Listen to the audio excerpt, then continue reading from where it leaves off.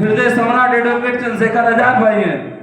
और आप लोग अपने दिमाग में कभी ये मत रखना कि दो पार्टी है, क्योंकि अब बहन जी बुजुर्ग हो गई है। आप लोग जानते हैं, जैसे देखिए दादी माँ है, वो दादी माँ से काम हो पाएगा?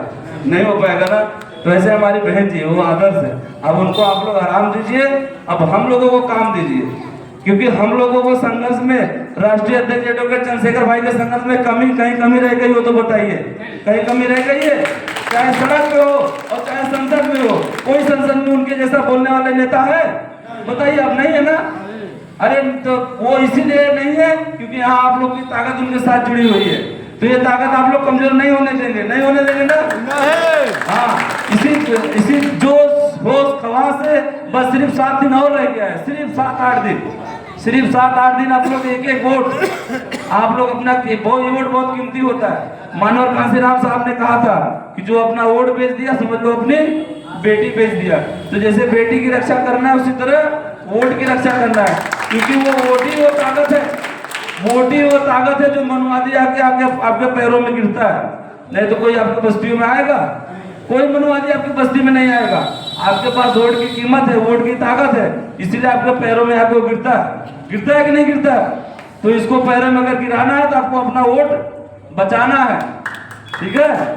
तो आप लोग अपने दिल दिमाग हम लोग जैसे दिल दिमाग में सुधर गए हैं, समझ गए हैं, जान गए हैं कि नहीं अब तक अपने समाज को हम लोग नहीं जगाएंगे तो आने वाली पीढ़ियों को क्या जवाब देंगे? जब अपना देश गुलाम हो जाएगा तो ये बच्चा बड़ा होगा, ये आप ही से पूछेगा ना, अपने बाप से ही तो पूछेगा कि पापा जब मैं गुलाम हो रहा था तो आप क्या कर रहे थे? पूछेगा तो आपके पास कुछ जवाब रहेगा? कुछ भी जवाब नहीं रहेगा आपके पास। आपके बाप के बच्चों का आप ही के आंखों के सामने शोषण होगा, आप कुछ नहीं कर पाओगे। तो जब तक ये धरती है, जब से सूरज की रोशनी है, तब से हम लोग का राजपाट है इस धरती पे। राजपाट हम लोग का कैसे छीना गया, क्यों छीना गया, आखिर हम लोग की इतनी फटी हालत क्यों है, हम अपने ही देश में गुलाम जैसी जिंदगी क्यों जी रहे हैं? वो इसीलिए जी रहे हैं क्योंकि हम लोग अपने वोटों का, अपने अधिकारों का सही नहीं समझ पा रहे।